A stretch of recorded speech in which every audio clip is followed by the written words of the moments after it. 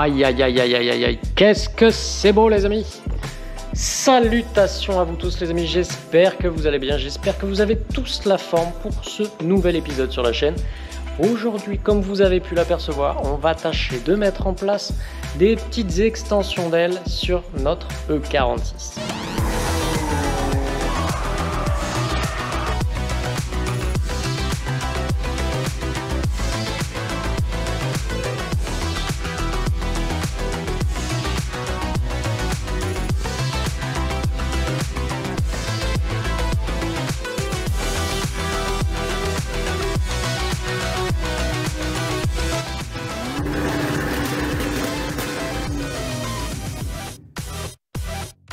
Regardez-moi un petit peu la beauté de ces pièces.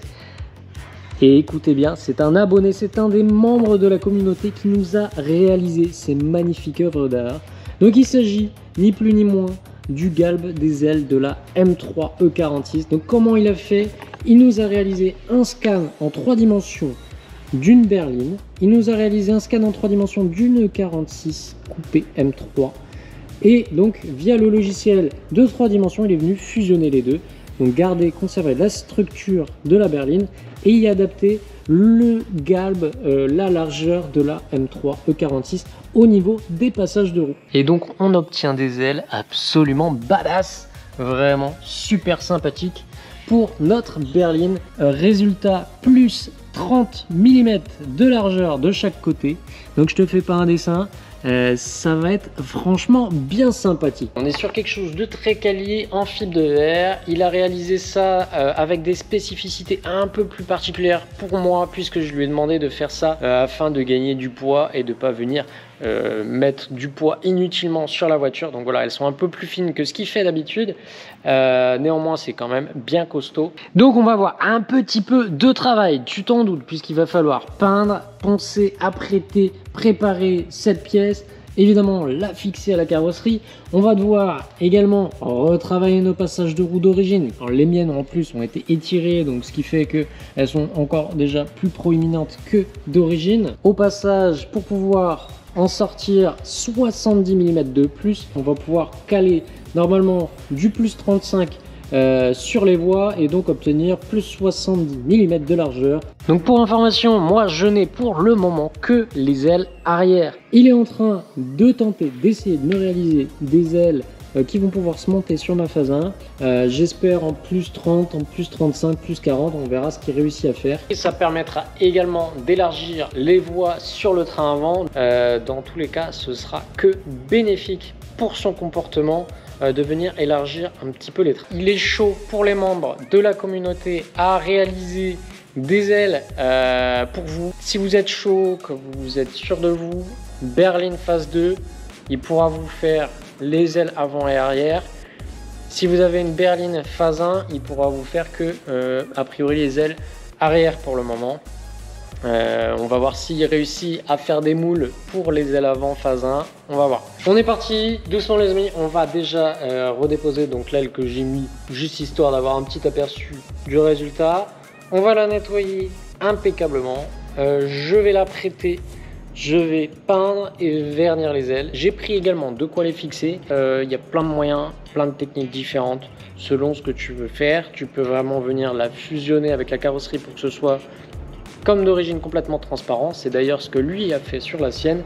Moi clairement, niveau esthétique, je m'en fous de venir la faire un petit peu en mode RWB avec des fixations apparentes.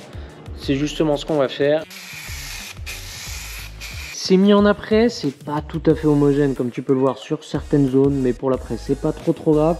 On a déjà une bonne couche de primaire de mise en place. Maintenant on va pouvoir passer déjà à la seconde aile, puis après passer à la peinture. Deuxième couche de rectification posée. On va passer une toute dernière couche de finition, vraiment pour venir parfaire la chose, et après on pourra enfin poser le vernis.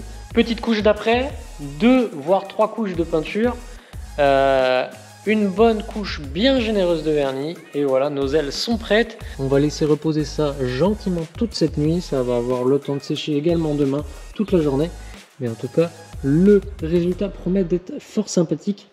Les amis, on est le lendemain et voilà le résultat une fois les ailes et le vernis bien sec. Donc on va faire avec ça, même si la brillance est pas topissime, on va monter ça.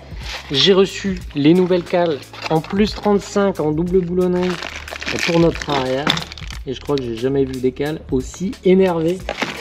Ça commence à être bien balèze. Donc en double boulonnerie, sachant que moi je suis déjà comme tu peux le voir, tu sais, avec des inserts, des goujons compétition renforcés. Hop, on va mettre ça en place. Impeccable. Pour les cales en elles-mêmes, Drift Shop, je leur fais complètement confiance. C'est monté sur des voitures qui font la Drift Cup et compagnie avec plus de 1000 chevaux, des contraintes absolument énormissimes. Franchement, je pense qu'il y aurait eu des longs débats si jamais il y avait eu des casses avec leurs cales, ce qui n'a pas l'air d'être le cas. Donc voilà, moi je fais confiance aveugle en leur visserie. Voilà, comme ça j'associe mes goujons en compétition et leur visserie à eux. Normalement, on ne devrait pas avoir de mauvaise surprise avec ça. Donc voilà, donc le pneu ressort complètement de l'aile.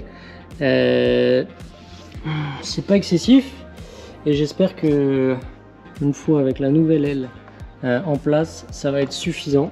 À partir de maintenant, hamster cible s'abstenir. On a un petit peu à découper quand même, hein. On va venir redécouper la partie intérieure là, qui rebique ici pour pouvoir faire venir cette partie là à la place. Voilà les amis, ça y est, c'est découpé. Donc j'ai découpé la partie extérieure et tu as deux bords. Donc on voit la double tôle, ça c'est la paroi intérieure et la paroi extérieure. Donc je laisse la paroi intérieure légèrement plus longue, je vais venir la rabattre et la coller à l'extérieur. J'ai réussi à rapprocher vraiment impeccablement les deux flancs ensemble. Alors maintenant ce que je vais faire, ça va paraître un peu barbare, mais je vais venir limer la partie extérieure. Pourquoi? Parce qu'en fait quand tu coupes, ça vient faire chauffer la peinture, le vernis, et faire venir, tu vois, tout décoller.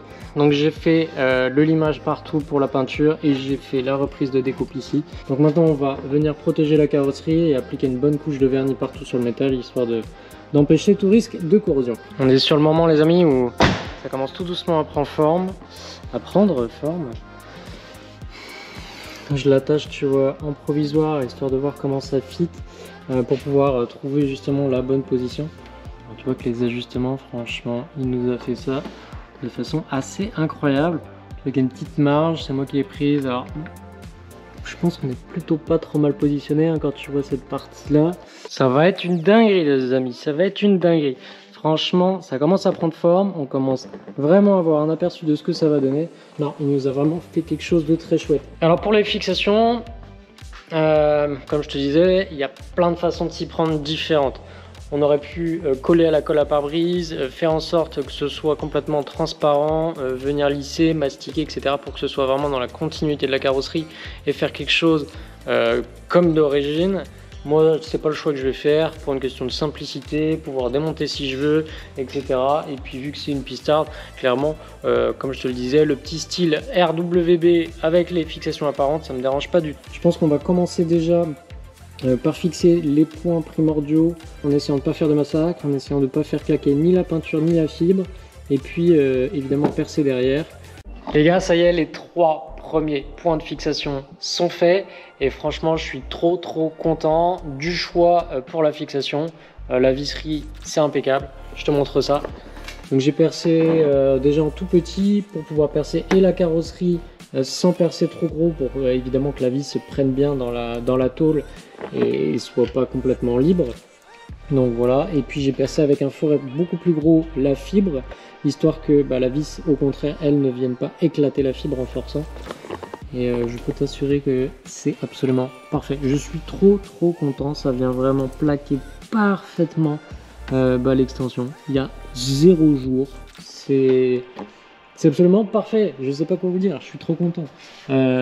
C'est à peine serré et puis tu vois pourtant ça ne bouge pas un iota. Je suis juste trop content jusque là. J'ai fait que les 3 points en partie supérieure comme tu peux le voir. On va en mettre un ici ou même plus bas, peut-être au milieu du feu, ça fera plus esthétique par rapport aux espacements que j'ai déjà fait. Mais en tout cas voilà, franchement c'est le feu les amis. Je continue ça, je termine la fixation de l'aile et puis on se retrouve après. Les amis, nous sommes le lendemain. C'est magnifique, c'est splendide, c'est de toute beauté. J'ai réaligné donc le pare-choc, l'alignement est repris et tu vois que franchement c'est plutôt pas mal du tout. C'est plutôt satisfaisant. Alors quand tu regardes au-dessus, on est tout bon. Par contre, en revanche, c'est sur la courbure de l'aile qu'on va devoir refaire un petit travail. Je vais reprendre donc la découpe de l'aile, enfin du pare-choc arrière plutôt, histoire d'avoir une courbure absolument nickel. Au niveau de notre train avant, je vais venir poser nos cales en +20, histoire d'énerver un petit peu notre train avant également.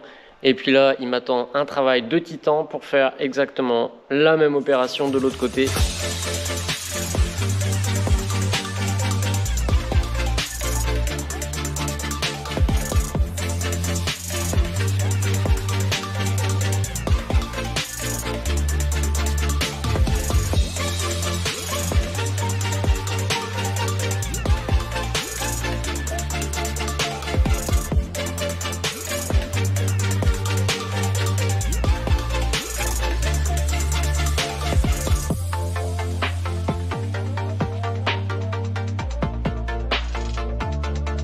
Comme vous avez pu le voir les amis, j'ai déjà plutôt pas mal avancé. La découpe de l'aile, le marquage et tout c'est fait. J'ai donc rabattu le flanc intérieur convenablement, bord à bord, à la perfection. Je suis venu appliquer une couche de peinture noire de protection à l'intérieur, puis un vernissage bien sur l'extérieur de l'aile et l'intérieur, et toutes les parties assis à nu pour éviter la corrosion également. Maintenant on va passer à la pose à blanc de l'extension d'aile, et comme ça on va pouvoir également passer aux fixations de ce côté là.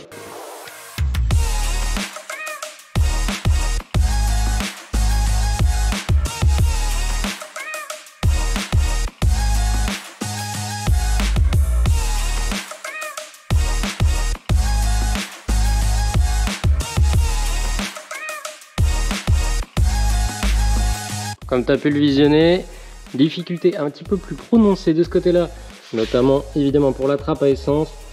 Ça complique la chose puisque faut faire en sorte qu'elle puisse s'ouvrir, c'est quand même mieux. Ces découpes sont pas mal. Par contre, tu vois, donc là de toute façon c'est pas plaqué. Je pense qu'on n'est pas trop mal.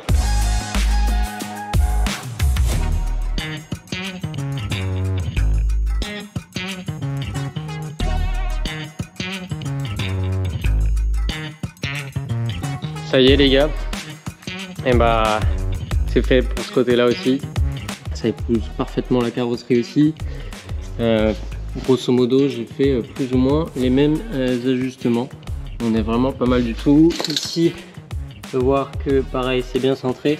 Pour l'ouverture de la trappe à essence, écoute voilà, franchement vu les ajustements et la précision du travail qu'il a fait, c'est juste incroyable. Franchement, il n'y a rien à redire. Je vous montre un petit peu où j'en suis. Donc j'ai viré le support du pare-choc qui ressemble à ça. Le support, il se trouve ici, là, sur les deux points de fixation qu'on a derrière, là. Les deux difficultés que tu peux ressortir. Et du coup, ça rend libre complètement le pare-choc. Et maintenant, ce qu'on va faire, c'est mettre un petit point de fixation juste là pour venir ajuster le pare-choc en position latérale, et après il faudra faire la petite découpe du pare-choc pour retrouver la courbure de l'aile.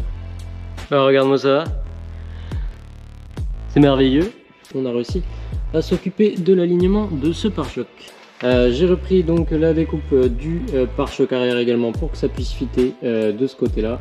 Donc voilà, maintenant on va pouvoir passer au remontage. Pour le train arrière, c'est complètement remonté. J'ai remis les roues en place et procédé au serrage. Et maintenant, on va finaliser ce montage par l'élargissement donc des voies sur le train avant cette fois-ci.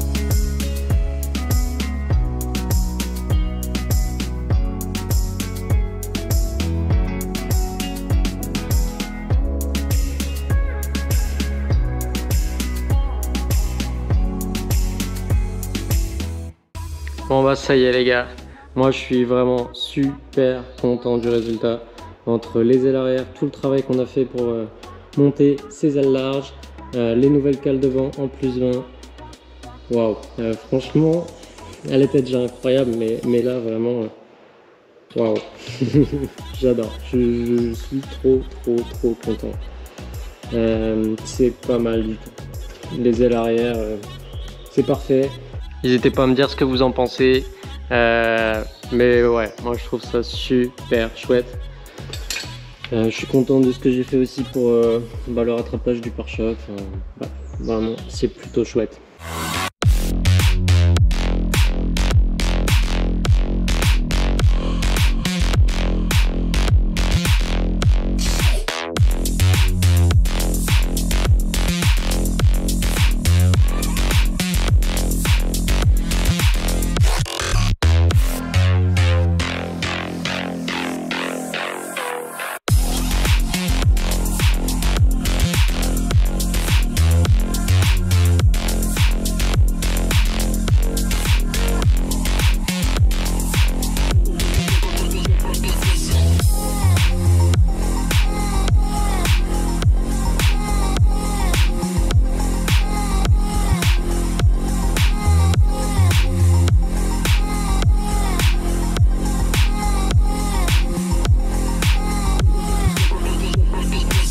Les amis, c'est là-dessus qu'on va se quitter. J'espère que cet épisode de montage du kit large sur le 46 Turbo vous aura plu. Un grand merci à lui encore, à notre abonné pour la réalisation de ces ailes et de ce kit absolument incroyable. À ce propos, n'hésite pas à venir vers moi du coup si jamais le kit t'intéresse. Sur ce, moi je vous dis à très vite les amis. On se retrouve pour un prochain épisode. Rendez-vous le week-end prochain. Ciao!